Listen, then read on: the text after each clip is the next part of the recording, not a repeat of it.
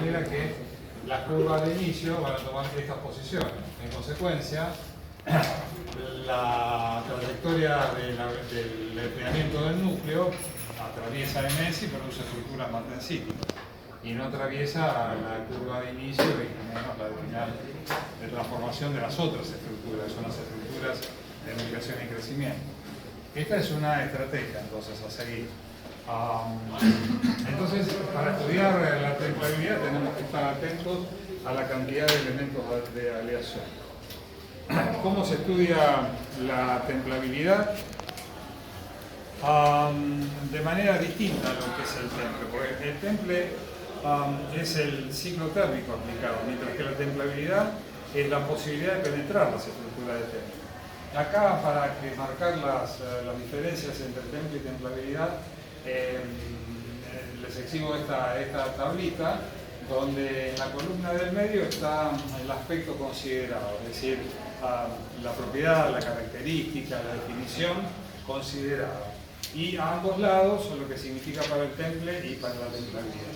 Por ejemplo, desde el punto de vista de la definición, el temple está definido por su ciclo térmico, de calentamiento, mantenimiento de temperatura y enfriamiento posterior. Luego seguido de un prevenido con un ciclo térmico similar a más baja temperatura. Pero la templabilidad está definida por la penetración de estructuras de temple. Entonces ya, por definición, temple y templabilidad son distintos.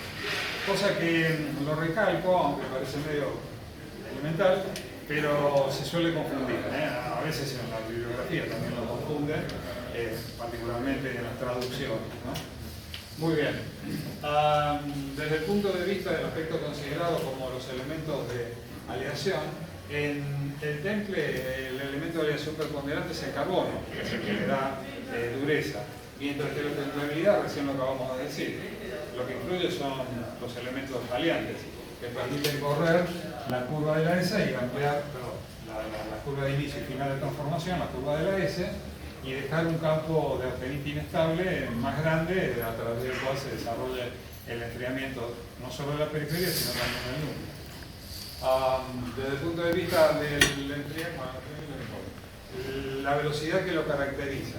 En el caso del temple, la velocidad que lo caracteriza es la velocidad crítica del temple, es decir, la velocidad que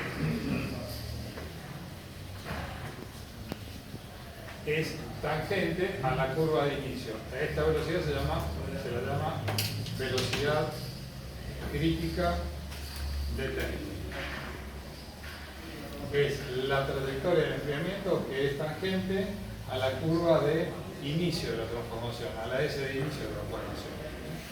Muy bien, es decir, recorre siempre el campo de austenita inestable y después atraviesa MS para producir estructuras más densíticas. Mientras que la velocidad característica de la templabilidad es la propia velocidad de enfriamiento, ¿sí? No es la velocidad crítica del temple, sino cualquier velocidad de enfriamiento. Esta azul, la roja también, esta otra azul, cualquiera. Pero es genérica. Mientras que en el temple hay una que la define, que es la crítica del temple. El tamaño de grano, ¿cómo influye? Bueno, en cuanto al temple, mejora las características mecánicas. Y en cuanto a la templabilidad, la aumenta la templabilidad. Entonces, produce dos efectos distintos, desde el punto de vista del temple y la templabilidad. Bueno, se diga el temple. Entonces, con estos 4 ejemplos que dimos de distintos aspectos, podemos distinguir perfectamente que temple y templabilidad no son sinónimos, que son dos eventos distintos, vinculados entre sí, pero son distintos. Muy bien. Cuando nosotros queremos hacer la transformación de austenita a martensita, esa transformación va a depender de la profundidad que le queremos dar, por lo que decíamos anteriormente, que la periferia se enfría más rápido que el núcleo y de ahí las consecuencias que trae de distintas estructuras. Entonces, esa profundidad de la transformación, esa penetración de estructuras de temple, depende del tamaño, por supuesto, de la sección. Secciones más grandes van a tener más problemas para desviar el núcleo y producir estructuras más densíticas en el núcleo. La composición química del material, referido al porcentaje de elementos salientes, ¿no? Lo dijimos varias veces hoy. El tamaño de grano, ¿sí? Que favorece a la templabilidad. El tamaño de grano tiene, digamos, dos beneficios. En la medida, el crecimiento del tamaño de grano tiene dos beneficios. Por un lado, aumenta la ductilidad, ¿sí? En la medida que el tamaño de grano es más grande. Y por otro lado, beneficia la templabilidad, es decir, la penetración de estructuras externas. Esas son las dos propiedades positivas que están vinculadas con el crecimiento del tamaño de grano. Respecto al resto de las propiedades, no. En general cae. Por ejemplo, el incremento del tamaño de grano hace bajar la resistencia a la tracción, al límite elástico lo hace bajar muchísimo, la resistencia al impacto también la hace bajar muchísimo, la predisposición para procesos corrosivos aumenta mucho, es decir, es perjudicial. Entonces, esos dos aspectos son beneficiosos en cuanto a templabilidad y en cuanto a ductilidad. Muy bien. También la profundidad de la transformación de austenita a martensita depende de la velocidad de enfriamiento, como estábamos diciendo, repasando las curvas de TT. Profe, una pregunta. Sí. ¿En qué situaciones buscaría que el núcleo también quede con estructura martensítica? Por lo general no se busca dureza superficial y núcleo tenaz. No siempre, no siempre. Es una posibilidad, mientras que hay otros. Es decir, hay dos criterios desde el punto de vista del diseño. Como dice acá el joven, tener superficies duras y núcleos tenaces, templando solamente en forma periférica o endureciendo en forma periférica a través de distintos tratamientos térmicos, desde algunas décimas de profundidad hasta algunos milímetros de profundidad, y el núcleo dejarlo tal cual está. Esa es una posibilidad de diseño. Y la otra posibilidad de diseño es tener estructura totalmente martensítica en la periferia y en el núcleo. Y una tercera posibilidad, que es intermedia entre ambas, es tener 100% de martensita en la periferia y un mínimo de 50% de martensita en el núcleo. Es decir, que hay tres posibilidades, pero eso va a depender de lo que adopte el diseñador. Claro, pero por eso, ¿en qué caso se usaría martensita en el núcleo? Bueno, en general en secciones reducidas, donde la sección tiene que garantizar una resistencia uniforme, tanto en la periferia como en el núcleo. En secciones más generosas, por ejemplo, el caso de un cigüeñal o un árbol de leva de un motor, las levas se templan superficialmente. El cigüeñal, si es que se templa superficialmente. ¿Sí? Profe, en el PDF del campo no dicen las mismas cuatro opciones, parecen tres, ¿no? ¿No dice qué? No dicen las mismas cuatro opciones. Parecen estas tres, es lo mismo, pero Dame la clave y lo ¿por qué es distinto? No. ¿Cómo lo va a rayar? Ya la cargué. ¿Lo pongo? ¿Más? Ya que estuvo. Esa. Agregar. Bueno, si la velocidad de enfriamiento del núcleo es mayor o igual que la velocidad crítica del temple, entonces obtenemos martensita en toda la sección, en la periferia y en el núcleo. Siempre y cuando la velocidad de enfriamiento el núcleo sea superior a la velocidad crítica del temple. Es decir, el ejemplo que les di, ¿no? Si periferia y núcleo tienen velocidades de enfriamiento mayor que la crítica de temple, si las S están en la posición roja, entonces acá nos va a generar un 100% de martensita en toda la sección. Esa condición es una de las tres condiciones que, en base a la pregunta del joven, se busca. 100% de martensita en toda la sección, templar la periferia y mantener la tenacidad del núcleo, y un mínimo de 50% de martensita en el núcleo y 100% de martensita en la periferia. Esas son las tres opciones que se usan según los diseños. Bien, para determinar la templabilidad vamos a ir siguiendo un desarrollo histórico, cronológico, de cómo fue evolucionando la medición de la templabilidad. No es fácil. Vamos a llegar a una forma una polinómica, una fórmula que no es reciente, pero bueno, se aproxima bastante a la realidad.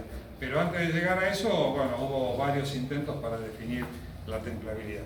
Pero lo interesante es que todos esos intentos se siguen utilizando simultáneamente en la actualidad. Son 4 o 5 modelos distintos de medir la templabilidad. Pero es un poco complicado porque hay demasiadas variables, ¿no? Estamos hablando del tamaño del grano, cantidad de elementos de aleación, la sección, la velocidad impuesta por el medio de enfriamiento que estamos usando, la cantidad de carbono, en fin, son muchas variables que combinarlas todas juntas para buscar una solución es difícil. Vamos a ver el primer, perdón, antes que hay otro método cronológico o histórico que no lo voy a presentar porque ya está tan viejo que ya no se usa. Empezamos por las curvas del agua, empezó a desarrollarse hacia la primera, más o menos el entreguerra, más o menos alrededor de 1930, que es la curva de la U. Es un ensayo muy sencillo que mide la dureza desde la periferia hacia el núcleo de un redondo de la aleación sobre la cual queremos medir la templabilidad. Así como la dureza de la periferia va a ser superior en general a la del núcleo por lo que estamos explicando de las curvas TTT, va a haber una variación de la dureza de la periferia hacia el núcleo que determina una curva parecida a una U, y de ahí que lleve el nombre de curva de la U, como la que se ve aquí, a la izquierda del diagrama. Esto está determinando distintas curvas de la U para distintas condiciones de temple, mientras que la figurita de la izquierda representa la curva de la U para una única condición de temple. Entonces, ¿qué representa la curva de la U? En ordenada se representa la dureza, en este caso dureza ρ por el C, y en abscisa el radio o el diámetro. De tal manera que la dureza de la periferia es relativamente alta y en la medida que nos acercamos al núcleo va decayendo. Se replica en el radio opuesto a 180 grados exactamente lo mismo. Entonces la forma de variación determina la forma de la letra U y de ahí que se llama curva de la U. En el gráfico más grande, aquí hay una recta horizontal que determina lo que se denomina dureza crítica. Entonces, la dureza crítica lo que determina es la dureza de diseño. Es decir, por alguna circunstancia deseamos que la dureza mínima del acero sea tanto. A esa la denominamos dureza crítica. Bueno, para llegar a eso vamos a estar usando distintas curvas de la U que van a ser proporcionadas para el mismo diámetro del acero, ¿sí? Pero enfriado en medios de enfriamientos distintos. Entonces eso va a dar distintas curvas de la U. ¿Y con cuál nos vamos a quedar? Bueno, con la curva de la U que esté inmediatamente por encima, su valor mínimo inmediatamente por encima de la dureza crítica. O bien, lo que podemos hacer es dejar constante el medio de enfriamiento e ir reduciendo el diámetro. Porque en la medida que reducimos el diámetro, las curvas, las trayectorias de enfriamiento van a pasar por el campo de la pendiente inestable y van a producir martensitas, entonces va a endurecer. Entonces, podemos usar dos estrategias. La primera era, para el mismo diámetro del acero, lo vamos templando en distintos medios de enfriamiento. O vamos reduciendo el diámetro del acero y dejamos constante el medio de enfriamiento. Cualquiera de las dos opciones.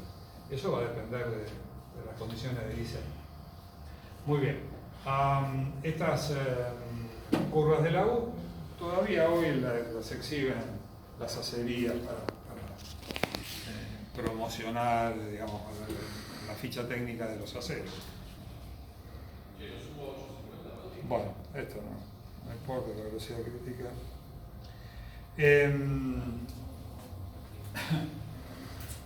Lo que les decía anteriormente, hay tres posibilidades digamos, tecnológicas aplicadas al diseño.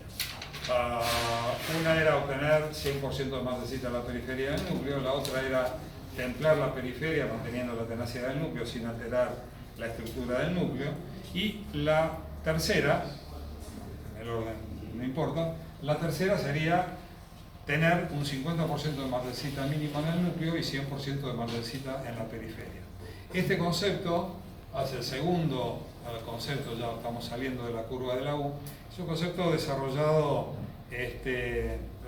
durante la Segunda Guerra aproximadamente por la industria automotriz norteamericana, que se llamó diámetro crítico real. Entonces, ¿qué es el diámetro crítico real? El diámetro crítico real es el diámetro del mayor acero que, templado en un medio de enfriamiento conocido, produce 100% de martensita en la periferia y 50% de martensita en el núcleo.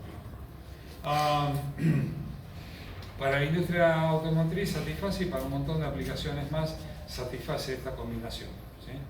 De manera tal que eso se define como diámetro crítico real. Pero ese diámetro crítico real va a ser el máximo diámetro. Si a ese mismo acero reducimos el diámetro, seguramente vamos a obtener más martensita en el núcleo, más del 50%. Pero si lo aumentamos el diámetro por encima del diámetro crítico real, en el núcleo vamos a obtener menos del 50% de martensita. Entonces el diámetro crítico real es un umbral, por encima del cual no obtenemos la condición de 50% de martensita en el núcleo. Y por debajo de ese sí obtenemos más del 50% de martensita en el núcleo. Bien, acá tenemos una representación de lo que es el diámetro crítico real. Tenemos 4 curvas de la U que representan distintos diámetros de un mismo acero. En ordenada representamos la dureza, la horizontal en línea de trazos es la que determina la dureza que tendría ese acero con 50% de martensita en el núcleo.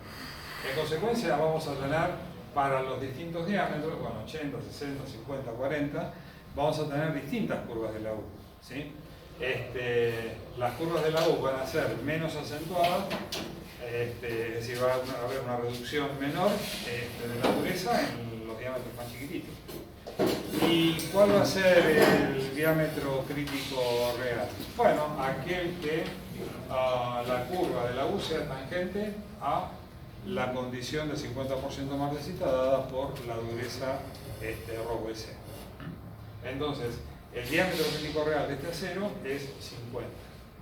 Si usamos el mismo acero con diámetros más chicos, vamos a tener más del 50% de martensita.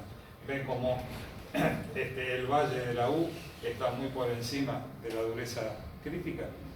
Pero si usamos diámetros más grandes, no vamos a conseguir 50% de martensita en el núcleo, porque toda esta parte de aquí, de la U, y toda esta parte en el diámetro más grande va a estar por debajo del 50% de martensita.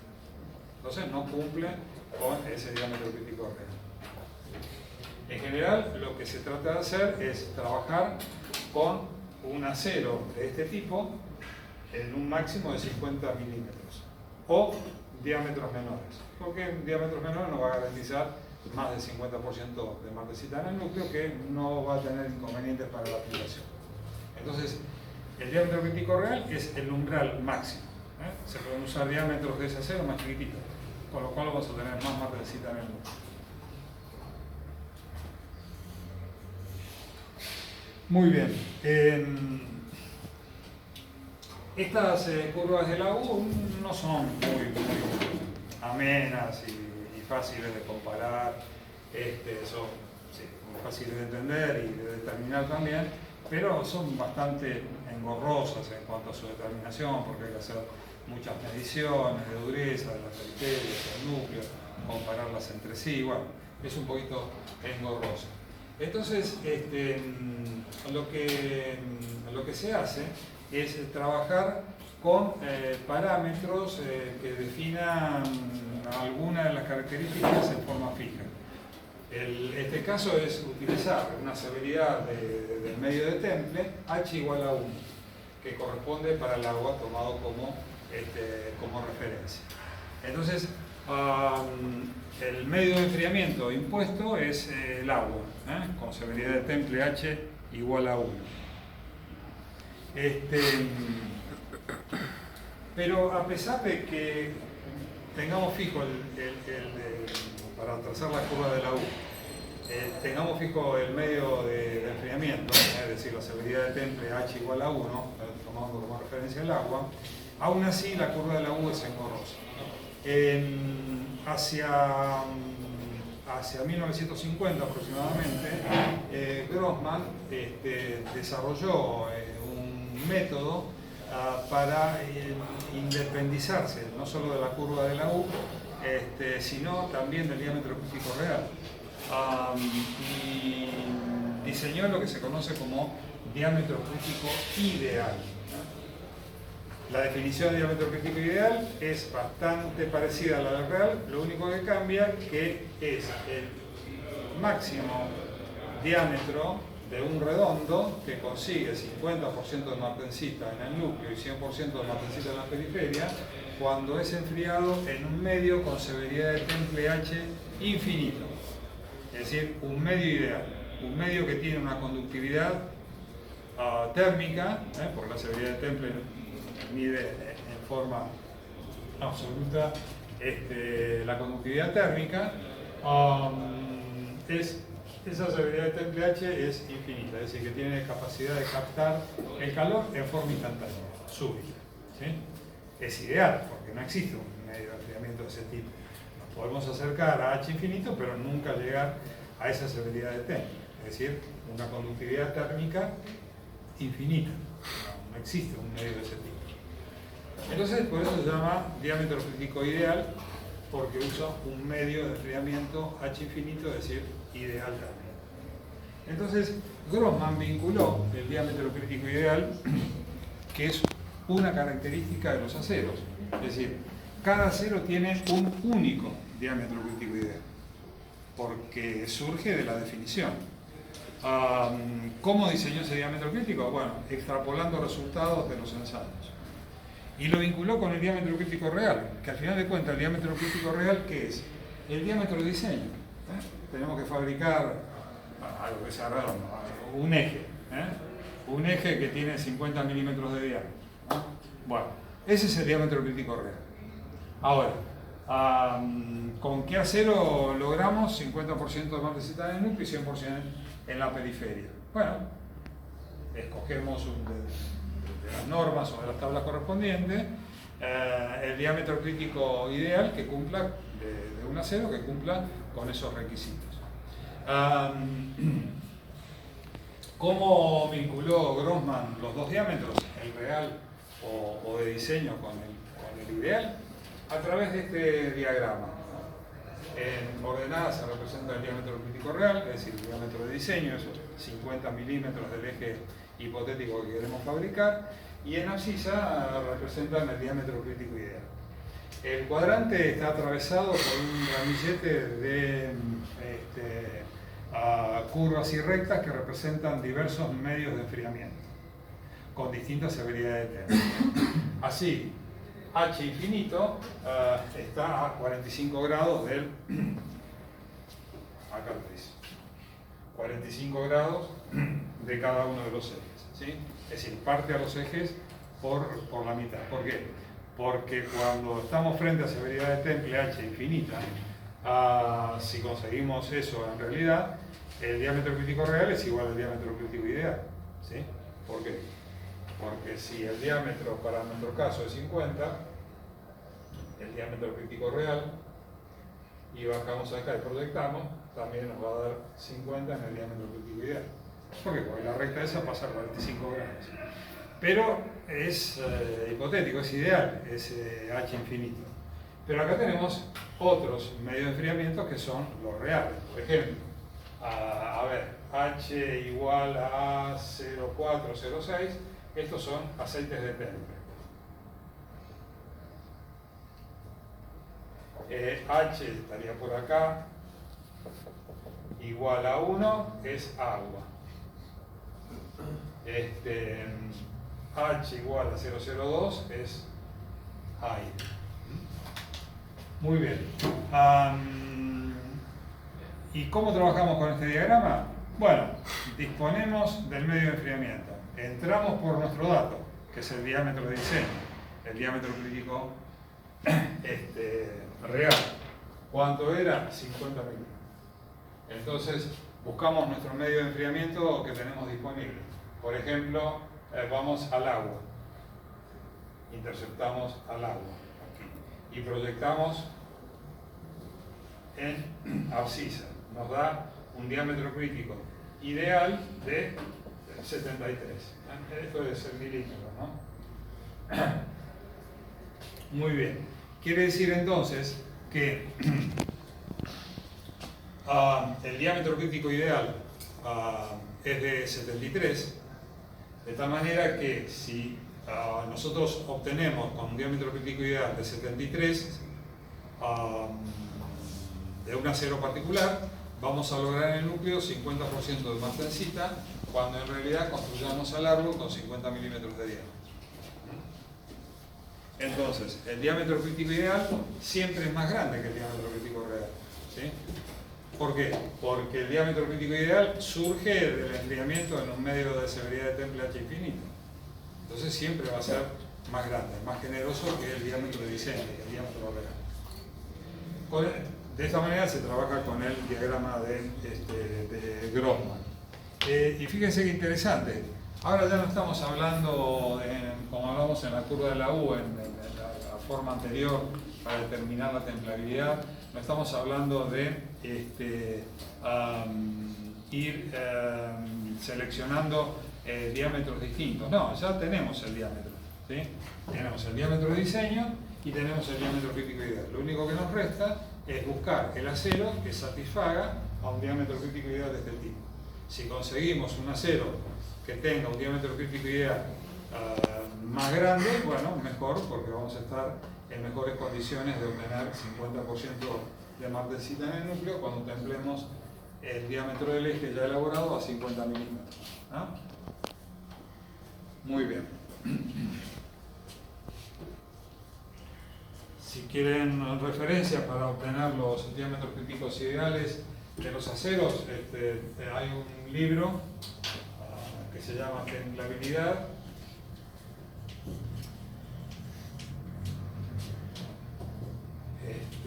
Un método para selección de aceros, es de Pedro Jacinto Maroni y es de la editorial Mitre. No sé qué edición andará, pero ya tuvo varias ediciones.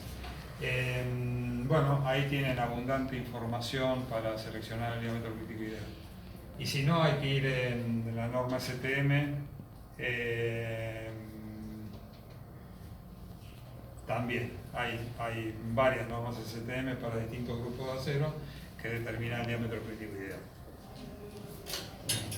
No, disculpe. Sí, ASTM, ahí sí. Sí, ASTM. Muy bien.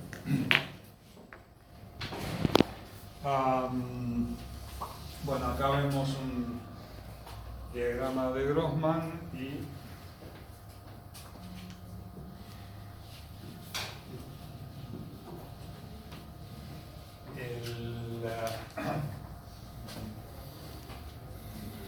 el de arriba está más apiñado y el de abajo es una ampliación de este rectángulo de acá, se amplía acá. Bueno, acá tenemos H infinito y después los H que van bajando. Acá tenemos el agua, por acá tenemos los aceites de temple, por acá abajo tenemos el enfriamiento del aire. Bueno, entonces entramos siempre por el diámetro crítico real, que es el diámetro de diseño, es el diámetro de la pieza que tenemos que elaborar, ¿es cierto? Entramos por ahí y seleccionamos un medio de enfriamiento que tengamos disponible, generalmente aceite de temple, que es el más utilizado, probablemente el más adecuado para elementos de máquina, y bueno, bajamos y obtenemos el diámetro crítico. Después buscamos en la bibliografía o en las normas qué acero cumple con ese diámetro crítico ideal. Muy bien, vamos a un ejercicio de aplicación para digamos, componernos mejor de esta parte teórica que es relativamente compleja. Fabricamos un elemento de máquina que tiene un diámetro de 27 milímetros, es decir, 27 es igual al diámetro crítico real, ¿sí? 27 milímetros. El acero que se utiliza tiene un diámetro crítico ideal de 38. Entonces nos pide cuál es la severidad. ¿Cuál es la severidad de temple H mínima con el cual logramos 50% de martesita en el núcleo y bueno, lo que falta acá es 100% de martesita en la periferia. Bueno, ¿cómo trabajamos? Usamos el... Usar los diámetros. Usar los diámetros del gráfico. Claro.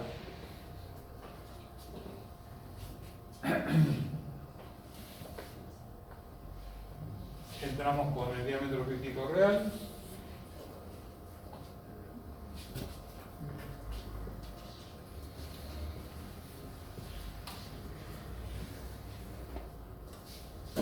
Es el diámetro de diseño. Interceptamos a un H que es lo que queramos averiguar y interceptamos con el diámetro crítico ideal de 38 y el de 27. Donde se intercepta, eso nos define el medio de enfriamiento con su severidad de temple. Esta es una también forma, es decir, ya tenemos definido todo. El diámetro crítico ideal, ¿por qué? Porque ya tenemos definido el acero. Porque el ejercicio decía, se va a construir con un acero que ya conocemos, porque conocemos su diámetro crítico ideal. Entonces lo único que nos queda definir es el medio de enfriamiento que tenemos que utilizar. También se puede usar de esta manera, ¿no? O buscar el medio de enfriamiento o buscar el diámetro crítico ideal. Muy bien. Las secciones cambian el diámetro crítico. En ordenada y representada en milímetros está el diámetro o el espesor del acero. Diámetro o espesor del acero. Y en abscisa se representa el diámetro de la barra equivalente. Así entonces, si la barra es redonda, no hay modificación, es una recta 45 grados. Para barra redonda, fíjense, coincide el diámetro equivalente de la barra, por ejemplo 175 con 175. Ahora, si es una barra cuadrada, ya hay un cambio en cuanto al diámetro equivalente.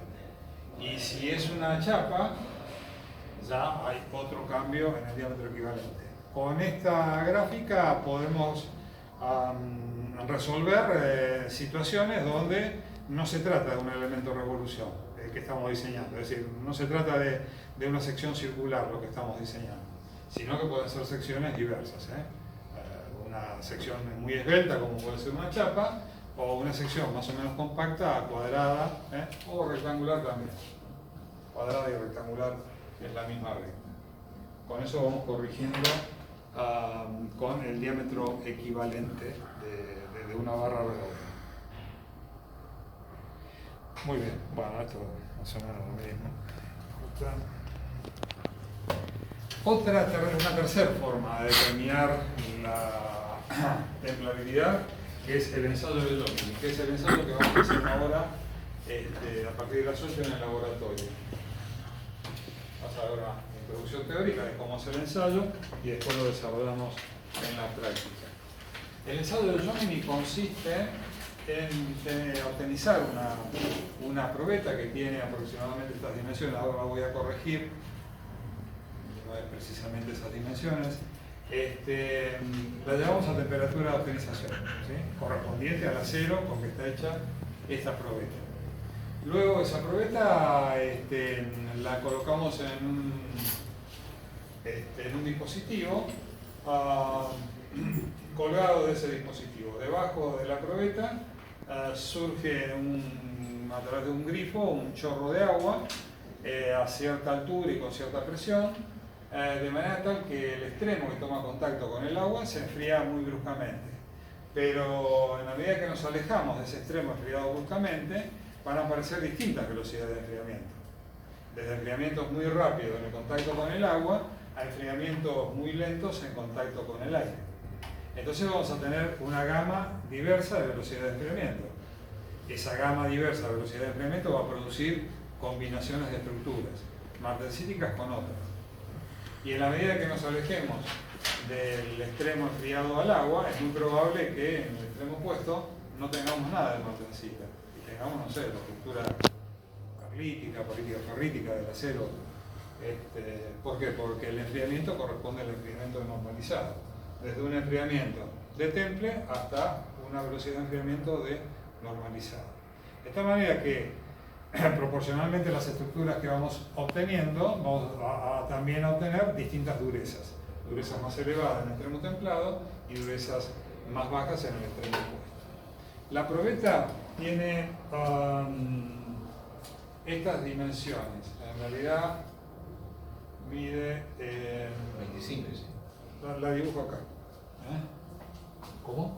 25, dice el diámetro. Sí, no es 25.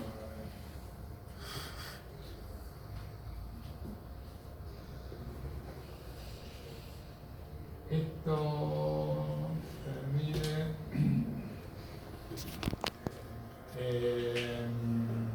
4 pulgadas. Es decir, ¿cuánto sería? 101, 101,6 milímetros.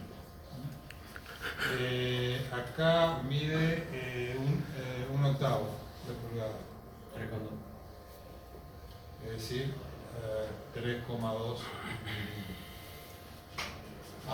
El diámetro es de 25,4, una pulgada. Es decir, una pulgada. Y este diámetro es de una pulgada y cuarto.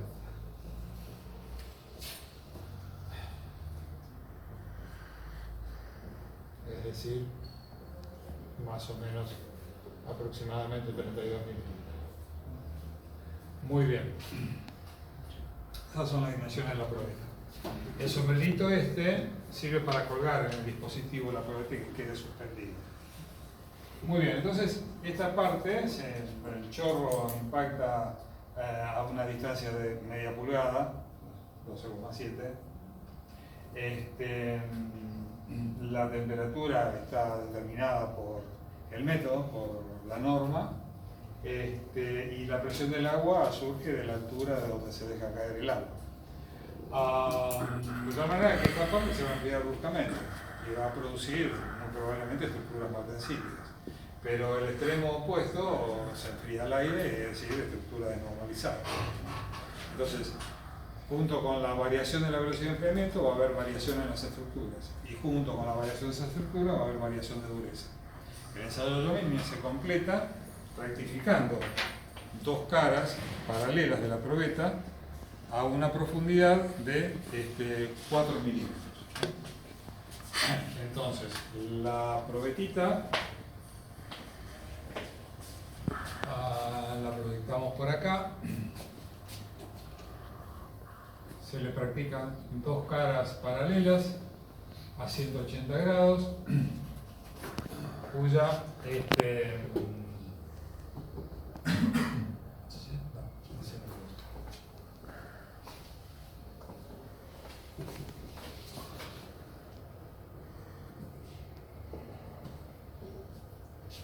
entonces mantener una cara acá, otra cara acá,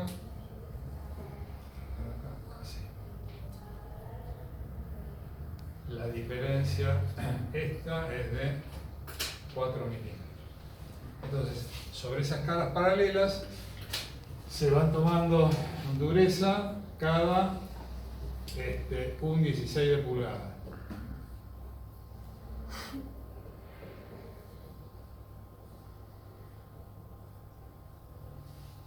Luego esas durezas se trasladan a una gráfica donde se representa la dureza en función de la distancia. Esa distancia se llama distancia de probeta-Jomini o directamente distancia Jomini. Entonces vamos tomando durezas, cada un 16.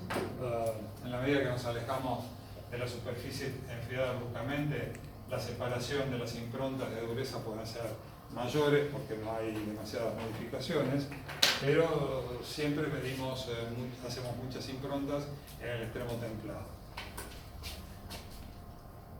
Muy bien, entonces representamos los valores que obtuvimos. En ordenada la dureza, ρ C, y en abscisa la distancia Jomini. ¿Sí? Acá abajo es largo de la probeta o distancia Jomini de J, de su curva. Muy bien. Claro, como la velocidad de enfriamiento disminuye hacia el extremo opuesto del enfriado bruscamente, las estructuras no son martensíticas o son combinaciones y la dureza va a decaer. Decae mucho en los aceros solamente al carbono, mientras que los aceros que tienen la misma cantidad de carbono pero con otros elementos aliantes, la curva va a decaer a distancia Jomini más extensa. ¿Por qué? Porque los elementos de aleación producen penetración de estructura de temple. Corren las curvas de la S hacia la derecha. Bien, acá, bueno, otra forma de presentar la gráfica, de vuelta a la distancia de Jomini, y vamos tomando, bueno, dureza cada un 16, trazamos la curva de variación de dureza.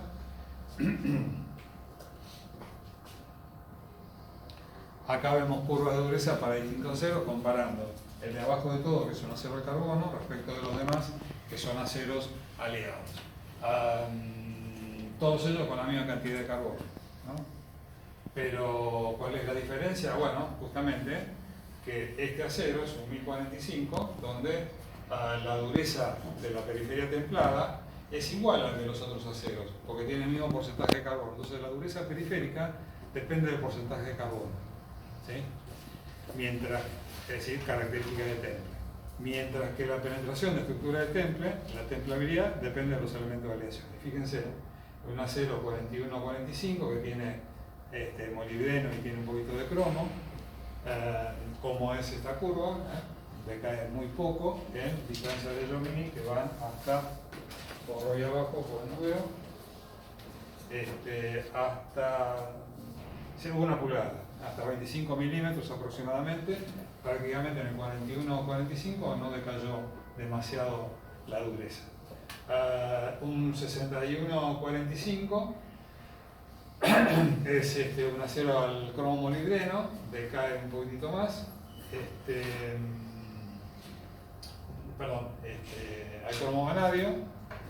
Un acero de la serie 5000, que es un acero solamente al cromo, y un acero de la serie 3000 es un acero al cromo níquel. Entonces, las 4 curvas superiores que tienen el mismo porcentaje de carbono, pero tienen elementos de aleación, tienen una disminución menos notable de la dureza que lo que se produce en el 1045, donde inmediatamente después o a poca distancia de Jomini empieza a caer la dureza ostensiblemente. Fíjense, parte de alrededor de 60 ρC en el extremo templado y a un cuarto, es decir, a 6,35 milímetros, la dureza decayó por debajo de 40. Y a 3 octavos, es decir, a 9,5 milímetros, la dureza está en 28, debajo de 30. Una caída muy pronunciada de la dureza. Y ahí ven evidentemente cómo influyen los elementos de aleación. En realidad no es que se trace para cada acero una curva de Jomini, sino se traza lo que se denomina una banda de templabilidad. Justamente, el libro de Maroni tiene en la tapa una banda de templabilidad, una banda roja de templabilidad. ¿Qué es la banda de templabilidad? La banda de templabilidad es el campo donde encontramos las diversas combinaciones químicas de los aceros. ¿Por qué? Porque los aceros tienen porcentajes de elementos de aleación que van entre un máximo y un mínimo, ¿sí? Es decir, el 4140 no es que tenga 0,4% de carbono, tiene entre 0,38 y 0,42% de carbono, por ahí más o menos, ¿y cuánto tiene de molibdeno? Y tiene entre 0,25 y 0,40% de molibdeno. Entonces, la curva superior de la banda corresponde a los mayores porcentajes, es decir, los máximos porcentajes de los elementos de aleación, de carbono, de molibdeno, de cromo, de níquel, de vanadio, de todos los que tengan. Y la curva inferior corresponde a los menores valores de los componentes químicos de ese acero. En consecuencia, el acero va a responder a una banda, ¿sí? A una banda de Jomini. Podrá caer en cualquiera de estos puntos que estoy marcando acá en la gráfica, dentro de esa banda, cualquiera de estos puntos. Muy bien. Claro, esto nos da una dispersión bastante grande. Por eso que existe una variación de dureza Jomini impuestas en las normas de los aceros, que se designa con la letra H después del número. Aquí, por ejemplo, tenemos 4 bandas de templabilidad de Jomini para 4 aceros distintos. Lo reescribo porque no se ve muy bien. Este es el 1340H. La letra H viene de hardenability. Hardenability significa templabilidad. En realidad, textualmente sería endurecibilidad. Así más o menos, endurecibilidad, porque es hard, es duro. Bueno, hardenability significa templabilidad. Entonces la H después del número que define el acero significa que son aceros previstos para mejorar sus cualidades de templabilidad. Y se presenta su diagrama de Jomini a partir de 2 bandas.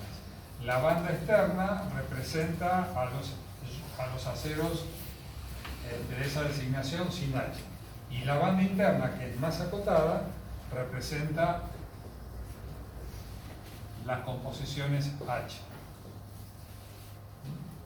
Lo mismo pasa acá en el 4140H. Fíjense, la banda más estrecha, más precisa. ¿Por qué? Porque tiene sus componentes más acotados. Las variaciones, por ejemplo, de un 4140 normal es de 0,25 a 0,40% de molibdeno.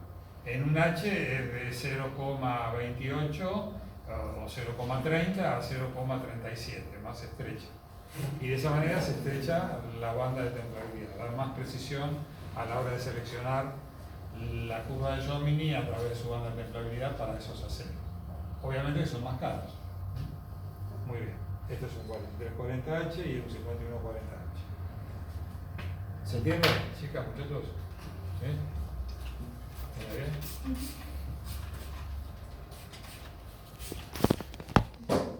Muy bien. Es decir, el tercer método que estamos descubriendo para medir la templabilidad de los aceros es útil para diámetros que van de entre 10 y 60 milímetros. Ni por debajo ni por encima, porque hay dispersión en los valores y pierde precisión la banda de templabilidad.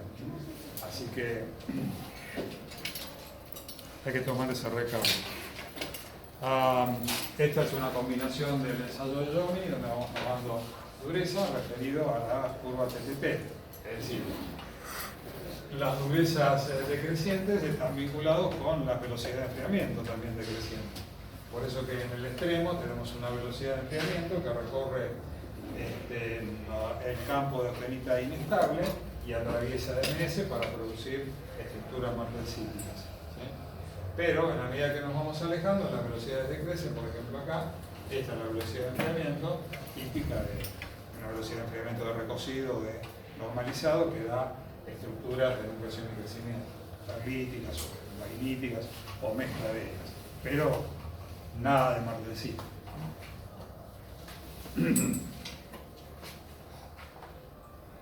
Bien, un cuarto procedimiento para determinar la templabilidad son las curvas de Lamont.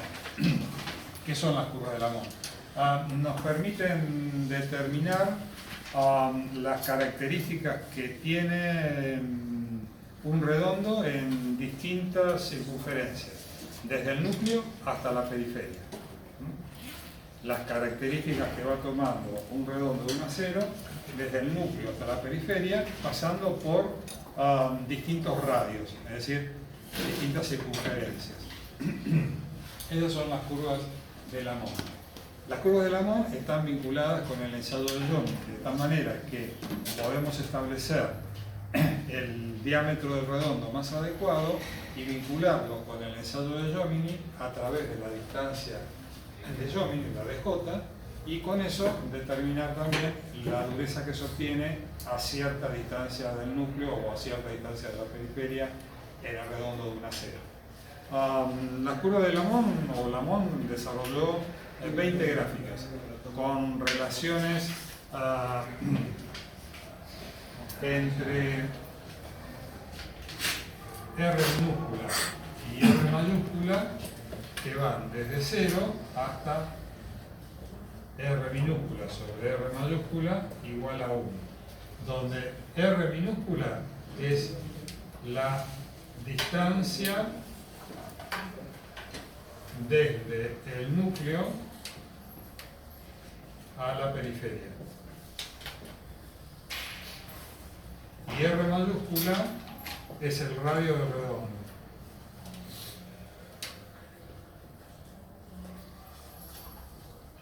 Entonces, si R minúscula sobre R mayúscula es igual a 0, que estamos en el núcleo, porque R minúscula es igual a 0.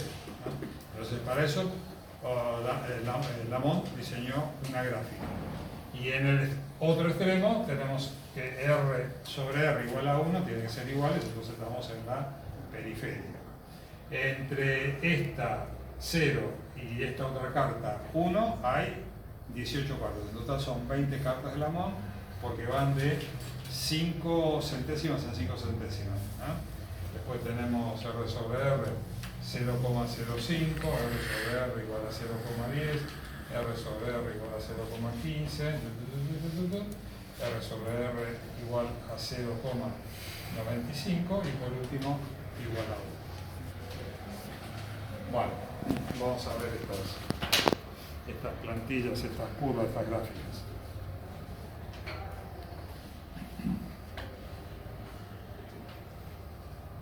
Acá tenemos, bueno, vamos directamente a las otras.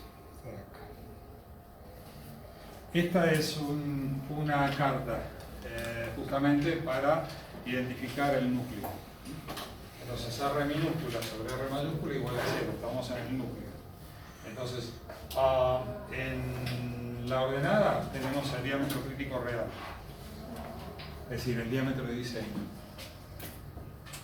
Diámetro crítico real. Y en abscisa tenemos la distancia de Jominy de sub J.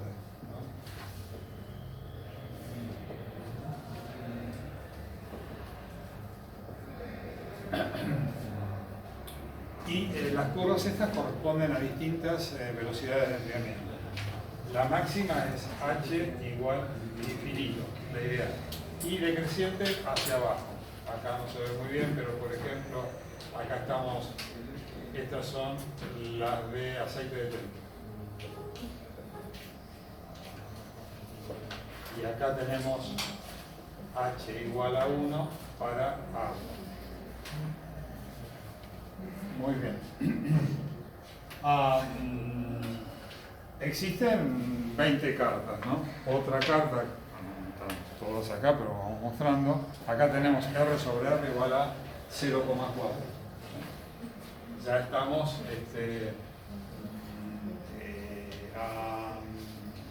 a 4 sobre 10 del centro, ¿no? Estamos determinando las características en esa circunferencia. Acá estamos en R sobre R 0,7, es decir, estamos a 7 sobre 10 desde el centro, estamos sacando a la periferia. Y vamos a hacer un ejercicio para ver cómo aplicamos las curvas de Lamont.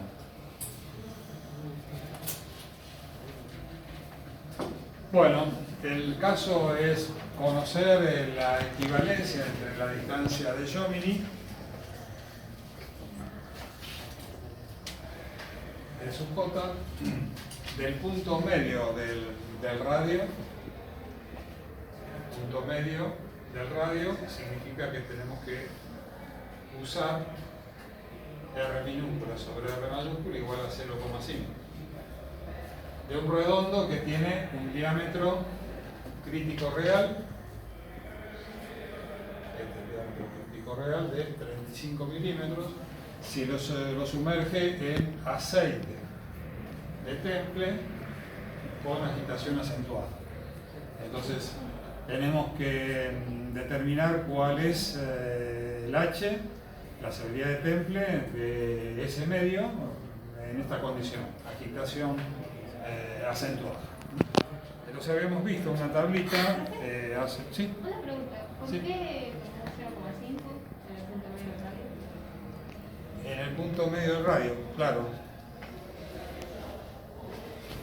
Estamos acá.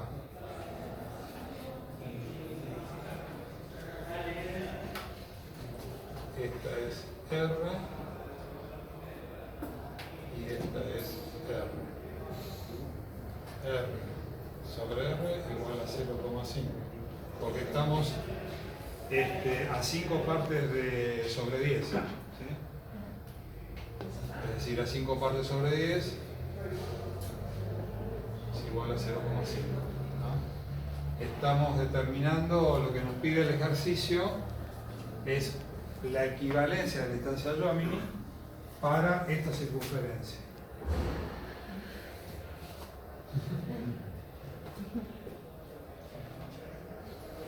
Bueno, entonces primero tenemos que ver cuál es la severidad de temple para entrar en el diagrama de Lamont. Dijimos que es aceite de temple con agitación acentuada. Severidad de temple para el medio aceite y agitación del medio acentuada 0,5. Entonces H es igual a 0,5.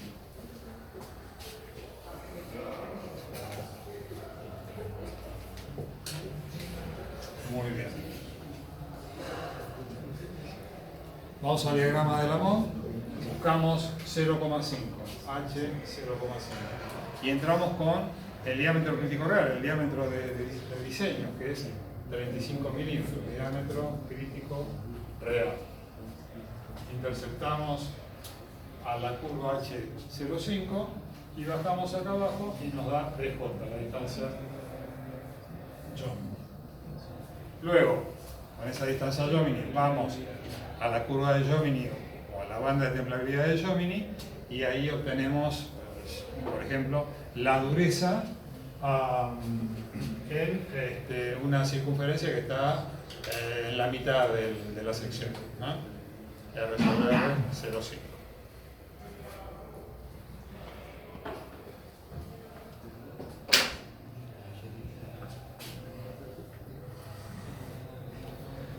Acá tenemos vinculados 3 métodos que estuvimos viendo. La curva de la U, arriba a la izquierda.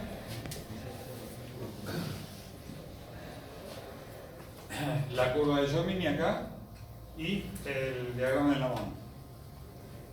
Y fíjense cómo podemos interactuar. Si volvemos al ejercicio anterior, y habíamos obtenido una cierta distancia de Jomini, acá, podemos buscar con esa distancia de Jomini, acá, e interceptarla a la curva y determinar la dureza ρc para ese punto, por ejemplo. O de pronto al revés, si lo único que tenemos es la curva de la U, porque hicimos un recorrido práctico haciendo el tratamiento térmico con ese medio de enfriamiento, ese medio H ya determinado, y obtuvimos para cierta distancia del núcleo esta dureza. Entonces con esta dureza entramos a la misma dureza de Jomini para ese acero, interceptamos la curva, bajamos y tenemos la distancia de Jomini. Con la distancia de Jomini entramos en camino inverso al diagrama de Lamont, y con el diagrama de Lamont determinamos si estamos dentro del diámetro crítico real para ese medio de enfriamiento. A ver si es correcto lo que hicimos con la curva de la U, por ejemplo. Es decir, podemos interactuar entrando por la curva de la U, por Jomini, por Lamont, y ir obteniendo distintos valores característicos de un tratamiento térmico de Tempel.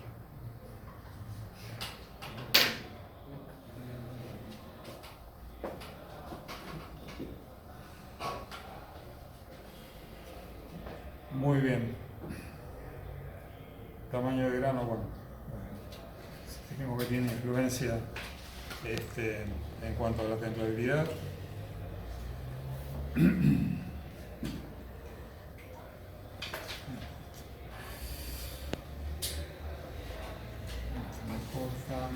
Los elementos de aleación son muy importantes. En este caso tenemos elementos aliantes fijos y distinta cantidad de carbono. Con el incremento del porcentaje de carbono se va elevando la curva de Jomini. Entonces el descenso de la dureza se extiende para distancias Jomini más lejos del extremo templado, en la medida que aumenta el porcentaje de carbono, para la misma composición de elementos de aleación. Pero el carbono no es significativo, lo más significativo son los elementos de aleación que nos permiten una curva Jomini más horizontal a través de grandes distancias Jomini. Y eso nos está configurando una buena templabilidad de ese acero. Porque siempre el carbono va a dar dureza en la periferia, pero después se agota a medida que vamos hacia el centro del acero.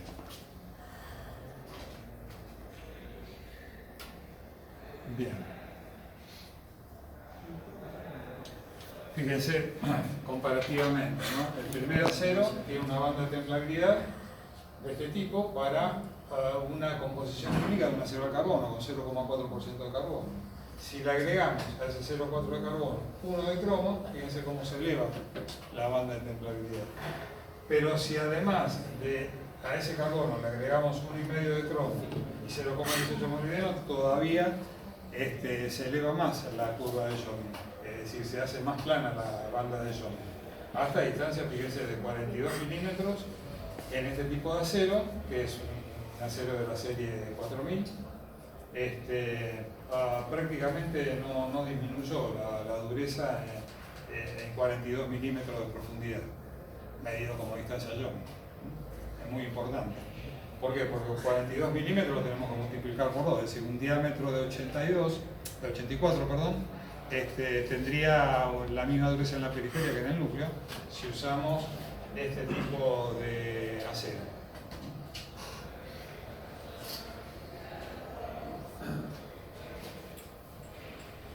Muy bien. Y la quinta forma que presentamos hoy de medir la templabilidad es un diseño que hicieron ya varias décadas atrás. Moser y Legat son los autores del trabajo presentado en el año 1967, que se basa en la determinación del diámetro crítico ideal, ¿sí?, a partir de la composición química del acero. La polinómica es esta ecuación que está acá abajo. Vamos a verla, creo que en la otra se ve mejor. Acá está, acá arriba está la polinómica para determinar el diámetro crítico ideal. DI, diámetro crítico ideal.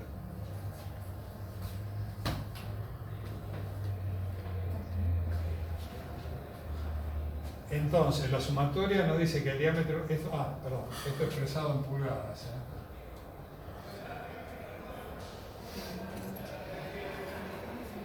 El diámetro crítico ideal es igual a la sumatoria de este diámetro ideal básico, ¿sí?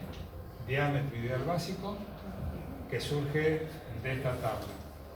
Esta tabla determina en sus tres primeras columnas el diámetro ideal básico en función del contenido de carbono y del tamaño de grano. Acá esta, bueno, es una tabla de trabajo de Moser reducida, pero abarca tres tamaños de grano bastante usuales en la aplicación en aceros para construcciones mecánicas. Pero fíjense que esto fue desarrollado en la década de 60.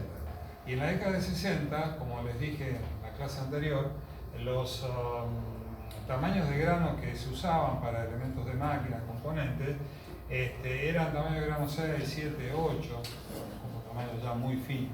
Hoy por hoy ya estamos usando 11, 12, 13, 14 tamaños de grano. Entonces, esta tabla está un poquito desactualizada. Pero hay una norma que ahora vamos a ver que sí está actualizada. Esta se ve mejor.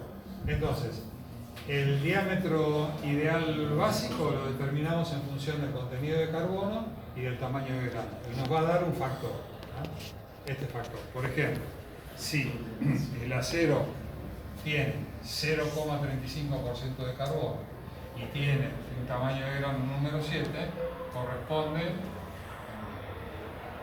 a este diámetro, 0,2 pulgadas. 0,2 pulgadas, es decir, 5 milímetros. Entonces el valor este sería aproximadamente, bueno,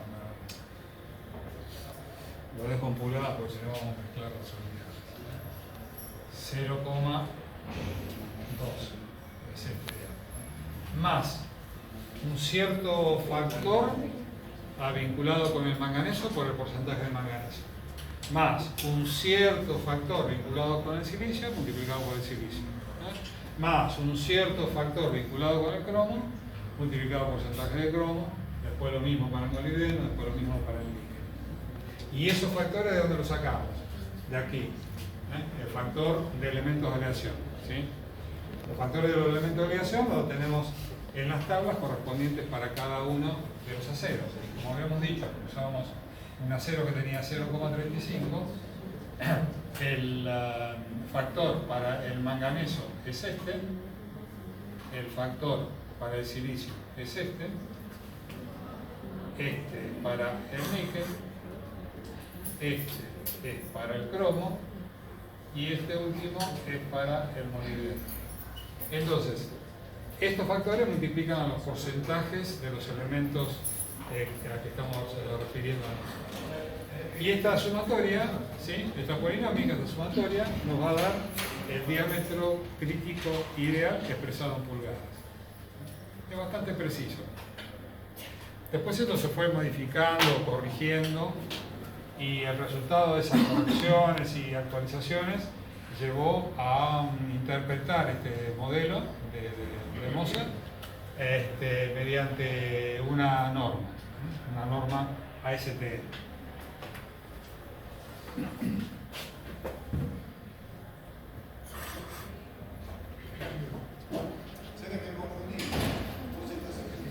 Esta es la A255, que es la norma basada en el proyecto de Moser ilegal para determinar la templabilidad.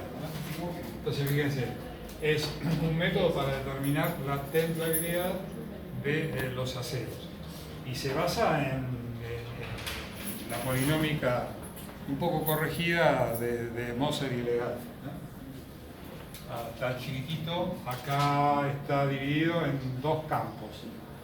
El diámetro crítico ideal calculado para aceros que no tienen oro y el diámetro crítico ideal calculado para aceros con boro. Recuerden que el boro es un elemento de aleación de los más efectivos para incrementar la templabilidad, pero con porcentajes que no deben superar las 4 o 5 milésimas por ciento, porque después trae aparejado un aumento de la temperatura de transición ductífera, que lo habíamos visto en la clase pasada.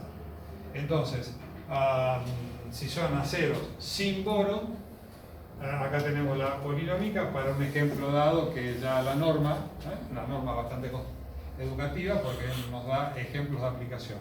Acá tenemos la composición química, perdón, los componentes químicos, los elementos aliantes.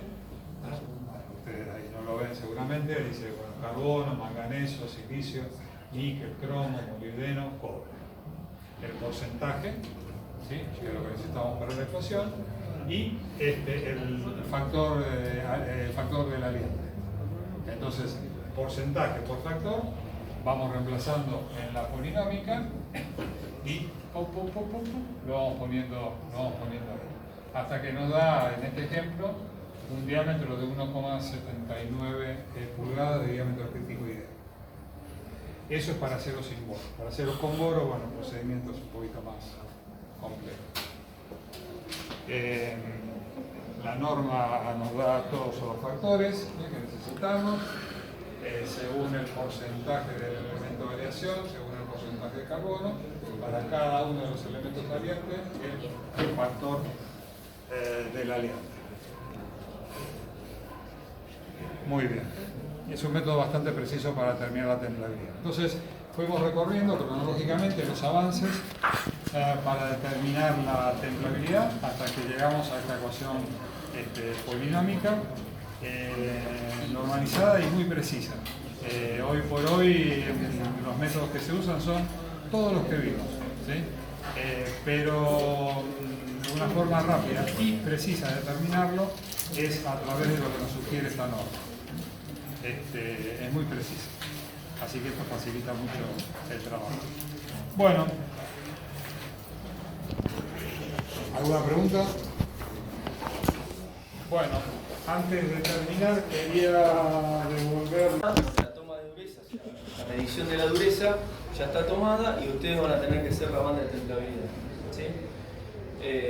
Luego, después de eso, vamos a hacer el práctico también lo que tiene, vamos a hacer la banda de templabilidad, o sea, la dureza ya está tomada y nosotros se la damos, van a tener que hacer una conclusión. Y después de ahí van a tener que hacer un ejercicio, ¿sí? De templabilidad, eso están los gráficos para que ustedes puedan resolver. Eso sí lo tienen que hacer ustedes. Lo vamos a leer en el enunciado, si tienen alguna duda me lo preguntan, ¿sí? Entonces lo primero que vamos a hacer es una pequeña, muy pequeña introducción teórica, porque ya recién lo estuvieron viendo con Miguel, ¿sí? Vamos a aprender.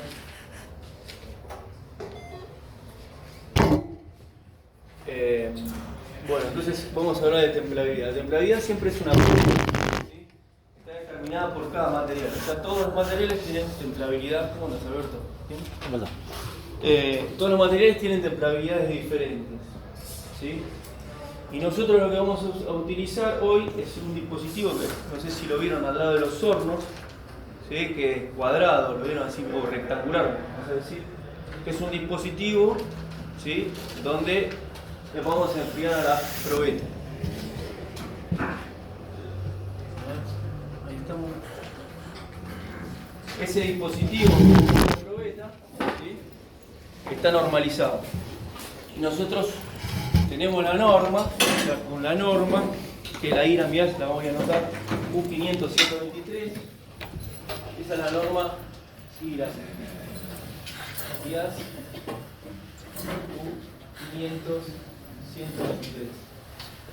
¿Bien? Esa es la norma con la que nosotros hacemos el ensayo. ¿Está bien? Creo que hay un par. ¿Quiénes sacan fotocopia? En la norma, Irán Vías, no sé si alguna vez vieron una norma. ¿Sí? Como es una norma de ensayo IRA, explica la norma cómo hacer el ensayo. ¿Sí? Da todas las características técnicas de la probeta, del agua, del dispositivo, ¿sí? Si ustedes ven acá, van a ver un dispositivo que ahora se los voy a mostrar en un PowerPoint, no sé si lo ven acá, ¿está bien? ¿Lo ven ahí? Bueno, este dispositivo es el que tienen allá al lado del horno. Nada más la diferencia es que este es cilíndrico y el otro es rectangular, con paredes, vamos a decir, de policarbonato para poder observar el enfriamiento, ¿sí? Porque lo que vamos a hacer, ustedes estuvimos hablando muchas veces de velocidad de enfriamiento, pero ahora van a ver un material 850 grados en optimización completa, ¿sí?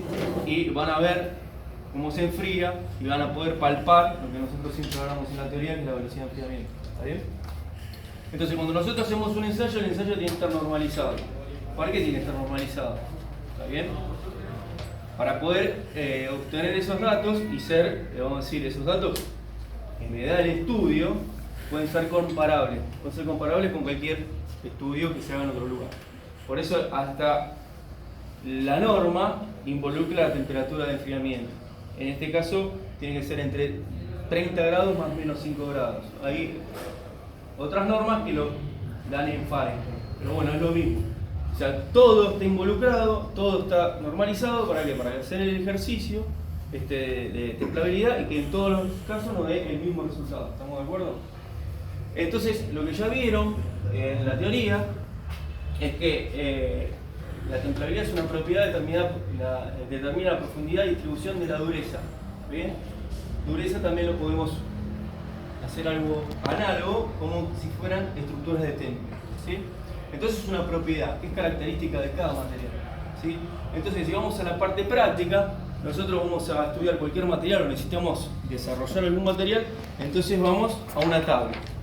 En esa tabla nosotros vamos a tener todas las características técnicas, ¿está bien? Como punto crítico superior, punto crítico inferior, ¿está bien? Y vamos a tener maquinabilidad, soldabilidad. Esto es una tabla de un material, bien práctico. Y en un punto, ¿está bien? Composición química, vamos a encontrar un punto donde vamos a tener las bandas de templabilidad. A ver. No, tenemos? y curva de la S. Bueno, tenemos la curva de la S y ahí los materiales tienen su curva de templabilidad, que la hemos visto, que Miguel se la mostró, de la curva de templabilidad, ¿sí? ¿Sí? Es algo así. ¿Está bien? Esta es la banda de templabilidad. Entonces esta es la distancia, que se llama distancia Jomini, ¿sí? Y esto es HRC, que es la dureza ρS. Entonces todos los materiales tienen esta característica, una banda de templabilidad, ¿sí? Son inherentes a cada material. ¿Estamos de acuerdo? Entonces eso es lo que nosotros hoy vamos a determinar. El trabajo práctico en qué consiste. Yo les voy a dar una tabla donde van a estar estas durezas, ¿sí? La dureza superior y dureza inferior, ¿sí? Y las distancias de la toma de dureza. Y eso va a ser el trabajo práctico. Yo les voy a dar dos materiales, ¿sí? De esos dos materiales van a tener una curva, o sea, el material A, este es el material A, y después van a sacar otra curva, ¿sí?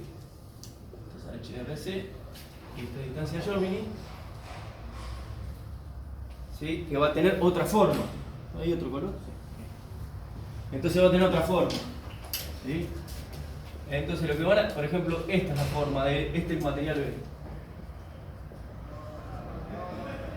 Van a tener que hacer las dos curvas y después superponerlas, ¿sí? Y una vez que las superponen van a tener que sacar una conclusión, ¿sí? ¿Cuál es la conclusión? Por ejemplo, ¿cuál de estos dos materiales posee mayor templabilidad? ¿El material A o el material B? ¿Sí? Eso, por ejemplo, es lo que ustedes me tienen que poner en la conclusión. Para ustedes, ¿cuál creen que tiene mayor templabilidad? Material A. Material A, ¿por qué? Porque tiene mayor distancia Jomini. O sea, la penetración de temple, como dice, la profundidad y distribución de la dureza o estructura de temple, ¿sí? Es mayor en la distancia Jomini. ¿Está bien? Muy bien, entonces es el material A. Ustedes van a hacer las dos curvas y van a observarlas, las dos curvas. La van a superponer y ahí van a determinar cuál de los dos posee mayor templabilidad. Y ahora después, ustedes en el informe van a tener que poner por qué posee mayor templabilidad. Como los materiales ahora que les voy a dar son datos, material A y material B son datos, ¿qué va a pasar? Ustedes van a tener la composición química, entonces de ahí van a poder entender si tiene, o sea, la composición química, ¿sí? ¿Es función la templabilidad de la composición química? Sí. ¿Está bien? Entonces, esto es un súper resumen de lo que es el tema templabilidad. O sea, la templabilidad es función de la composición química, del tamaño del grano austenítico, ¿sí? Y de la estructura del acero antes del temple. Esto es en función. ¿Y cómo lo determinamos? Por dos métodos. El método de Grossman y el método de Jominy. Hoy nos abocamos al método de Jominy. ¿Por qué no nos abocamos al método de Grossman? Porque el método de Grossman es un método, como no sé, Miguel lo explicó, pero ahora voy a hacer una pequeña reseña del método de Grossman. Es muy difícil de determinar, ¿sí? El método de Grossman, para que ustedes lo entiendan prácticamente, ¿sí? Nosotros tenemos que templar barras de entre 0,5 y 2,5 de pulgadas, templar esas barras, ¿sí? Enfriarlas y hacer un ensayo metalográfico, ¿sí? De cortes transversales. Imagínense que esto, ¿sí? Imagínense que ya vimos en el laboratorio cómo es: agarrar una barra de ese diámetro, templarla, hacer el corte, ir al microscopio y después medir, ¿sí? De cada barra que tenga el 50% de martesita en el centro, para determinar el diámetro crítico real. ¿Se imaginan todo el trabajo que es para cada material poder determinar la templabilidad? O sea, lo que vamos a hacer ahora es un ensayo mucho más simple. Por eso el método de Jominy es más utilizado, ¿sí? ¿Se entiende?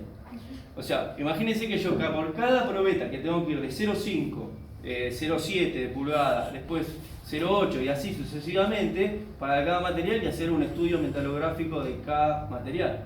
O sea, es muy engorroso. Para cada medio de enfriamiento también. Claro, para cada medio de enfriamiento. Entonces llega a un punto que es complejo. Entonces el método de Jominy fue el que tuvo mayor, voy a decir, mucha mayor difusión, es mucho más simple y se pudo definir, ¿sí? La templabilidad mucho más sencillamente. Entonces decimos, bueno, ahora usamos este método. ¿Está bien? Entonces el método de Grossman no lo vamos a utilizar. Entonces utilizamos el método de Jominy. Bueno, justo la teoría fue un rato antes que lo que es la práctica, o sea, es fácil. Ustedes la tienen bien fresca recién. Entonces, el método de Jominy se utiliza para la medición de la templabilidad. La templabilidad es una propiedad, listo, ya se lo sabemos, inherente a cada material. ¿En qué consiste el método? ¿Sí? Es templar una probeta, acá están las probetas, dimensiones pueden ser 25,4, pues las dimensiones lo van a encontrar en pulgadas y lo van a encontrar en milímetros, ¿está bien? La probeta es esta probeta. Ahora les voy a pasar para que ustedes la vean. 100 milímetros lo van a ver, o 101,6, ¿sí? 25 de diámetro, ¿está bien? Y lo que tiene acá es esta parte, ¿sí? Es para apoyar cuando se apoya en el dispositivo de enfriamiento. Lo que tiene también esta probeta, que nosotros lo que hacemos es la marcamos con el material que es, ¿sí? Porque si no se mezclan, y esta es una, ¿cuánto dice? 86, 40, 86, 20. 86, 20. O sea, pásenla, mírenla, ¿sí? Esta es la probeta que se introduce en el horno y se calienta a temperatura de austeinización, ¿sí? La norma dice que temperatura de austeinización y el tiempo que tiene que estar en el horno. ¿Está bien? Tiene que estar 30 minutos. Todavía no lo escuché al horno que llegó a temperatura. Llegó. Ya cortó el contacto. ¿Cortó? Bueno, entonces, el ensayo es así. Lo primero que hacemos es introducimos la probeta que queremos analizar. En este caso son dos probetas que están en el horno con diferentes materiales. ¿Está bien? Luego se enfría la probeta. ¿Está bien? En el dispositivo. Luego se enfría la probeta en este dispositivo. ¿Sí? Este dispositivo, ¿cómo está realizado? Tiene una entrada de agua. Esa agua, ¿ven lo que dice acá? 75 Fahrenheit, más o menos 5 Fahrenheit. En la IAS dice 30 grados más o menos 5 grados. Puede ser para arriba o para abajo.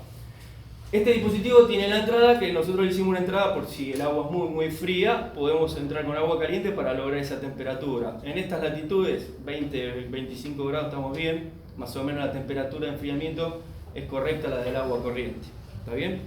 Pero si se necesita, se calienta, o sea, agua fría o agua caliente, y llegas a esa temperatura, se mide con un termómetro. Bien, la distancia que tiene desde el orificio de salida del agua, ¿sí?, a donde está la probeta, ¿sí?, está normalizada, ¿sí? Bien, ¿cómo hacemos para que decir, bueno, está normalizado el orificio y todo? Bueno, tenemos que enfriar con el mismo caudal, ¿sí? Entonces la norma, hay dos formas que se puede hacer. la norma, la DIN AMIGAS 123, lo que dice más o menos esto tiene, cuando se abre la canilla, esto tiene que tener cierta altura. ¿Está bien? Esta altura son 16 60 centímetros. más menos. 60. 60 Más menos 10. 60 más menos 10. Entonces, con una regla se puede medir. Y otra cosa que podemos hacer también es medir esta distancia. O sea, cuando ponemos una probeta de testigo, podemos medir esta distancia, ¿sí? Que se genera un paraboloide. Y más o menos, que creo que no me acuerdo cuánto era la medida, nosotros medimos la altura nada más. ¿Sí? Y observamos que el caudal siempre es el mismo en todo ensayo. ¿Sí? Una vez que nosotros enfriamos, esto se va a enfriar desde la parte de la base, va a enfriarse hacia la parte de arriba, ¿está bien? Va a tardar, está en 850 grados, va a tardar. Una vez que se enfría, nosotros pasamos al otro paso, el paso de mecanizado. O sea, ¿cómo se tiene que calentar la probeta? Así como la pasé recién, sin mecanizar. El próximo paso es que la probeta, acuérdense que la norma también está contemplado, hay que hacerle acá un rebaje de 0,4. ¿Sí? Que acá tiene uno solo, ¿no? 0,4. ¿Lo ven acá? ¿Lo ven? Esta está mecanizada, esta probeta, ¿sí? De un solo lado. ¿Lo ven? Pásenla. Después hay que hacerle el otro mecanizado. ¿Está bien? O sea, se le hace primero ese mecanizado y después se le hace el segundo mecanizado. Que esta probeta yo la pulí recién para que lo observen bien cómo queda para poder hacer la toma de dureza. ¿Está bien? O sea, esta probeta ya está templada. ¿Estamos de acuerdo? Está enfriada, está mecanizada y luego lo que van a ver acá es si ustedes tienen mejor vista que yo, van a ver que tiene todo puntito. ¿Lo ven? ¿Qué son esos puntitos que ven? ¿Sí? Ustedes van a ver en la probeta. Ahora, esto lo trasladamos para este lado, va a quedar así, ¿está bien? Y la toma de dureza va a estar en un 16avo de pulgada o 1.5, las primeras tres. Esto es 1.5, 1.5 y 1.5 también. Y después creo que se toma de 2 en 2. ¿Está bien? Se marca, ¿la ven todos los puntitos? En algunos lados van a ver que tiene 3 tomas de dureza. Así, acá va a estar esto así. Y va a tener 3 puntitos. ¿Está bien? ¿Por qué tomé 3 puntitos? A 1,5. Tomamos 3 puntitos y hacemos el promedio y, ¿está bien? De esos 3, que es la toma de dureza en Rockwell C, que ustedes todavía no vieron Rockwell C, ¿no? Pero les comento, es la punta de diamante, entonces van a verlo, es un puntito bien claro, ¿sí? Bueno, entonces se hacen 3 puntitos, 2, como podamos, en ese lugar. Y después se toma el promedio de estas 3. ¿Está bien? Tomamos el promedio de estas 3, entonces, ¿cómo se hace la tabla? La tabla vamos a tener el material, y vamos a tener, por ejemplo, la toma de dureza, entonces vamos a tener una toma de dureza del material de esta forma. ¿Sí? Dureza vamos a tener a la primera distancia y tomamos el material 60 Rockwell, ¿sí? Y después 53. ¿Por qué tenemos el máximo y el mínimo? Porque cuando hacemos el ensayo, ¿qué es el máximo y el mínimo de un material? ¿Saben cómo es o no? Cada material tiene una composición química, ¿sí? ¿Esa composición química es exacta? No, tiene un rango. Tiene un rango, exactamente. El límite superior y el límite inferior. Entonces, cuando se hace este ensayo, la probeta, ¿sí? La probeta químicamente tiene que estar, ¿sí? Químicamente tiene que estar, como dice la norma, o sea, si buscamos el límite superior, igual que si fuera, ¿está bien? El límite superior, o sea, esta probeta está normalizada, ¿está bien? Por eso, cuando nosotros vemos tablas, muchas de las veces las tablas, ¿qué vemos? Una probeta que no es el límite superior o el inferior, entonces vemos una sola línea, ¿está bien? ¿Qué vendría a ser? Si el material no está normalizado, es esta la línea que observamos, ¿está bien? Que es de un material que está entre los dos. Porque, por ejemplo, el material que yo se lo doy para que ustedes hagan el ensayo es un, creo que 41-40, si no me equivoco, no, 4340, y fíjense que el límite inferior es 0,37, ¿sí?, de carbono, y el límite superior 0,44. Pero esa probeta está normalizada con esa composición química, porque tiene que ser exactamente 0,37, ¿sí?, 0,55 de manganeso, 0,20 de silicio, 1,55 de níquel y 0,6 de cromo y 0,020 de molibdeno. Entonces, esa probeta que yo hago el límite superior tiene que estar perfectamente, ¿está bien?, normalizada. Entonces, cuando yo ensayo un material que no es mi límite inferior ni mi límite superior, estoy haciendo este ensayo, ¿está bien?, que es el promedio. ¿Está bien? Entonces, cuando nosotros veamos tablas, muchas de las veces no vamos a ver la banda de templabilidad, vamos a ver un promedio. Sepan que siempre vamos a tener unos Rowell para arriba y unos Rowell para abajo, ¿está bien? Porque, por ejemplo, ustedes van a encontrar en los libros o en los apuntes una tabla de esta forma. Uy, perdón. ¿Ven? Que no está la banda de templabilidad, por ejemplo, el 8640. Pero sepan que este es el 8640, ¿sí? No es el límite, es un promedio. Entonces, si nosotros ensayamos el 8640 mínimo y máximo, voy a tener algo así. ¿Estamos de acuerdo? ¿Sí? Entonces, siempre que nosotros, cuando hacemos algún ejercicio, ¿sí?, de templabilidad, siempre estamos manejándonos en un error de 2-3 Rowell. ¿Estamos de acuerdo? ¿Sí? ¿Me siguen, chicos? Bien. Entonces, ¿está entendido lo que vamos a hacer ahora? Vamos a enfriar, ¿sí? La medición de dureza no vamos a ir al durómetro. Y vamos que les explico un cachito más. Entonces, ¿qué son los factores que influyen en la templabilidad de un acero? Lo que ya vimos, ¿sí? El tamaño de granula austenita, el contenido de carbono, ¿sí?, y los elementos de aleación. Eso es fundamental, como resumen. Bien, el tamaño de granula austenita, ahí es, eso ya está explicado en la teoría, así que igual va a estar en el campus de esta forma. Ustedes lo van a ver, como para hacer un resumen, lo van a tener. Después, como estamos hablando de templabilidad, ¿sí?, si el estado está templado y revenido, la propiedad es templabilidad. Si tenemos un tamaño de grano mayor a 5, menor a 5, o sea que tenemos un grano muy grande, ¿sí?, ¿cómo va a ser la templabilidad? Mayor. Pero ¿qué va a pasar? ¿Sí? En cuanto a otras propiedades, a veces desfavorable. ¿Sí? ¿Para qué? Algo muy característico que lo hablamos varias veces. Si nosotros tenemos un tamaño de grano mucho mayor a 5, o sea, tenemos un tamaño de grano grande, o sea, el grano es grande, ¿qué va a pasar? La templabilidad es mejor, no mejora. O sea, es mayor la templabilidad, pero después, en cuanto a otra propiedad, ¿qué va a pasar? Baja la resistencia al impacto. Sí, bueno, vamos a otra propiedad que lo hablamos muchas veces. A lo más importante, la resistencia.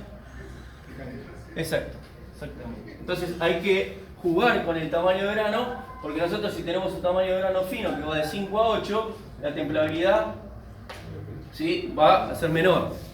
Vamos en contra de la templabilidad, pero en cuanto a la resistencia mecánica, ¿cómo vamos? Entonces hay que jugar con el tamaño de grano para, bueno, yo quiero mejorar la templabilidad. Sí, bueno, pero ojo, que no se me vaya otras variables. ¿Está bien? Bien. ¿Está claro, chicos? Eso siempre tenganlo en cuenta. O sea, cuando nosotros mejoramos una cosa, podemos perjudicar otras propiedades.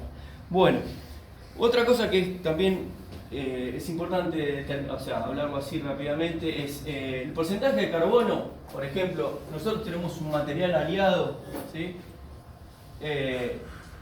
y un material que no está aliado. Es un acero al carbono, ¿sí?, pero su porcentaje de carbono es similar. ¿Está bien? Vamos a dar un ejemplo. Por ejemplo, si yo tengo un 1040, ¿sí?, aproximadamente, ¿no?, un SAE 1040 y un SAE 8640, ¿sí? Nosotros tenemos el mismo porcentaje de carbono. La diferencia en la dureza superficial va a variar, ¿sí?, pero muy poco. Va a variar un par de Rowell. O sea, prácticamente la dureza, por tener el mismo porcentaje de carbono, ¿sí?, me va a dar la misma dureza superficial.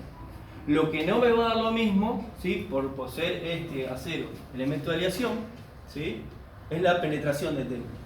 Este acero va a poseer mayor templabilidad, ¿sí? Entonces, la dureza, ¿sí? Superficial me la determina el porcentaje de carbono, ¿sí? Obviamente un acero aliado va a tener un par de Rowell más en la superficie, pero lo que me lo determina es el porcentaje de carbono, ¿sí? Bueno, y acá ahí lo que dice que el porcentaje de carbono alto, eso ya lo saben, no siempre es muy deseable, ¿no? ¿Por qué? Porque ya lo sabemos lo que trae templar un acero con alto porcentaje de carbono. Eso no tiene nada que ver con la templeabilidad, pero bueno, ¿está bien? Bien, y los elementos de aleación. Los elementos de aleación es lo que estuvimos hablando, ¿sí? Van en función de tres factores. ¿Está bien? Los elementos de aleación lo que va a hacer, van a generar mayor templabilidad. ¿Estamos de acuerdo? Entonces, es un elemento a tener en cuenta en la templabilidad de los materiales, ¿sí? Entonces, ¿para qué se utiliza? Para aumentar la templabilidad, ¿sí? Exceptuando, lo que no sé si lo hablaron en la teoría, exceptuando el cobalto. ¿Hay un borrador? Sí. Exceptuando el cobalto. ¿Está bien? Entonces, los elementos de aleación siempre aumentan la templabilidad. ¿Está bien? Entonces, conceptualmente, cuando nosotros tenemos un acero aliado, por más que ustedes no sepan los porcentajes de los elementos de aleación, yo les pregunto, ¿cuál es este material? Este es un material 8640 y un 1040. ¿Cuál más posee mayor templabilidad? Siempre que tiene mayor elemento de aleación, ¿sí? O sea, lo único que no mejora la templabilidad es el cobalto, un solo elemento. ¿Estamos de acuerdo? ¿Está bien? Bien. Entonces los tres factores ya ahí los hablamos un poquito. Bueno, acá hay un ejemplo que no lo vamos a hacer, después veanlo, de cómo determinar el diámetro ideal. En este caso no lo vamos a ver. Está bien, unas tablas de cálculo y vamos a ver el trabajo práctico. Nosotros vamos a tener que determinar la templabilidad de estos dos aceros, ¿sí? 43, 40H, ¿sí? Y 8640H. Para H son materiales que se utilizan para templar. ¿Por qué se utilizan para templar? ¿Qué es lo que quiere decir la H? No, que son materiales que están controlados químicamente y que no van a salir de esta composición química, ¿sí? O sea, ya sabemos que con esto nosotros no nos vamos a ir de esta composición química. ¿Se entiende? Entonces por eso son materiales que se utilizan para templar. Bien, nosotros tenemos límite inferior y límite superior. Este es el límite inferior, ¿sí? Y lo que resta es el límite superior de cada material.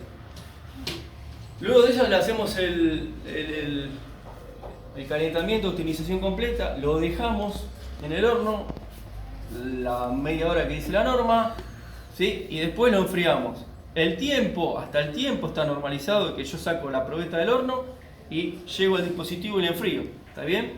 Entonces, fíjense que la norma está contemplado todo. Si yo me equivoco, o sea, tardo más de 5 segundos o se me cae la probeta, ya esa probeta la tengo que despreciar. No puedo tomar la dureza porque ya se enfrió mal, ¿sí? Entonces la tengo que despreciar. Bien, entonces lo que van a hacer, el trabajo práctico está en la toma de dureza. ¿Sí? El 4340H tiene una dureza superficial, ¿sí? En un 16avo de pulgadas de 60 Rowell C. ¿Está bien?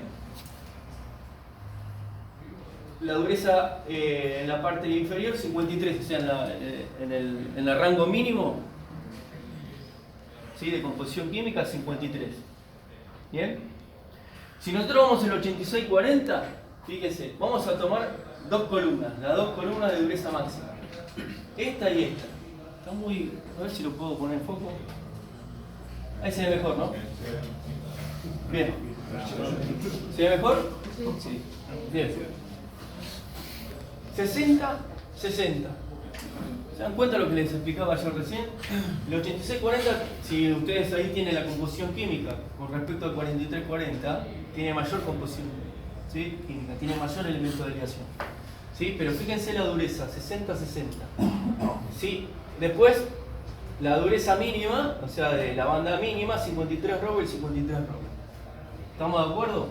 tenemos los dos materiales y que los dos, si hacemos una superposición, vamos a arrancar los dos del mismo lugar, de 60, ¿está bien?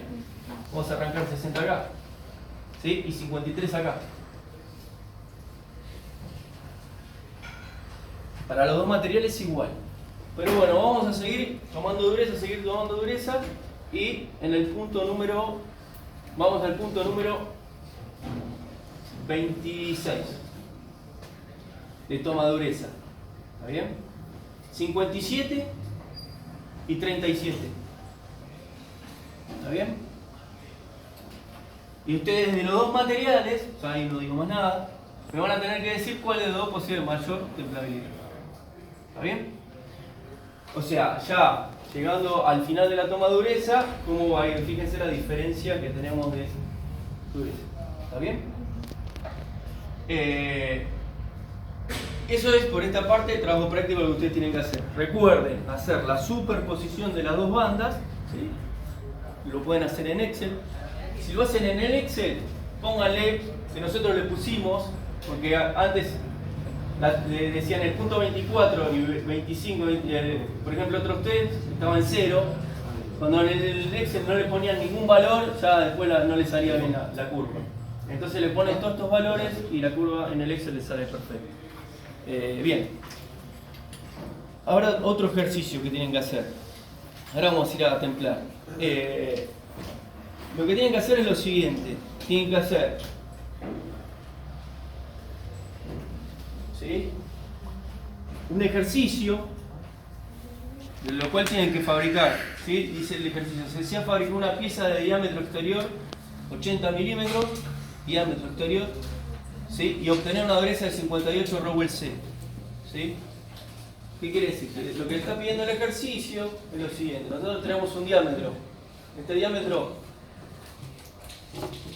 tiene 80, ¿sí?, 80 milímetros. Y el ejercicio pide que a 12 milímetros debajo de la superficie, o sea, 12 milímetros estamos hablando acá, a esta distancia, 12 milímetros, ¿está bien? ¿Qué tenemos que tener? 58, ahí pide 58 Rowell, ¿está bien? O sea, en este punto nosotros tenemos que tener 58 Rowell C, ¿sí? Para este requerimiento técnico se emplea un IRAM 1040, ¿sí? Pero luego de lograr la optimización completa y templarlo en aceite, con una agitación moderada H35, o sea, la seguridad de temple es H35, se mide la dureza, ¿sí?, y en vez de dar 58, que es lo que yo necesito, me da 37. ¿Sí? Esta es la medición. ¿Está bien? 37 Rowell C. Si me da eso, ¿qué me está diciendo? Que yo no cumplí los requerimientos de 58 Rowell. Entonces lo que dice el ejercicio es, tenemos que elegir un acero, ¿sí?, y tenemos que recomendar el acero para hacer el trabajo. ¿Cómo es así? A grandes rasgos se lo digo. Lo que ustedes estuvieron viendo, el R sobre R del Grossman, tienen que venir a estas tablas, sacar bien el R sobre R, o sea, este R sobre R, R sobre R, lo tienen que sacar bien porque acá se equivocan, ¿está bien? En esto se equivocan ustedes, en el R sobre R. Igual a lo que dé, buscan en las tablas, ¿sí?, en las curvas de Lamont, y de ahí van a sacar una distancia. Si sale un R sobre R, no sé, 0,6, van a tener que buscarlo, lo que salga, no sé, de ese R sobre R, que es una cuenta bastante simple, pero se equivocan a veces, y hacen el ejercicio con una tabla que no es. Entonces da cualquier cosa.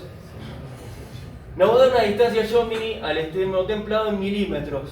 ¿Está bien? Porque el diámetro redondo lo tengo como dato, la severidad de temple la tengo como dato, que es H35 o H30, no me acuerdo cuánto era, y voy a sacar una distancia Jomini en milímetros. Yo saco esa distancia Jomini y lo que hago, me voy a esta tabla, ¿sí?, llego a esta tabla, la distancia está en milímetros y esto está en pulgadas, por ende hay que hacer el cambio de unidades, y tengo esta distancia. Y si yo ya tengo esta distancia, puedo subir, como dice acá la línea, a cada material y ver y ver cómo hago yo para elegir un material de todos estos que se aproxime a lo que me dice el ejercicio, que es 58 robos. ¿Está? Lo mejor que esto se suele tomar en parciales, lo mejor de todo es, ¿está bien? Si uno lo tiene que hacer conceptual, ¿sí?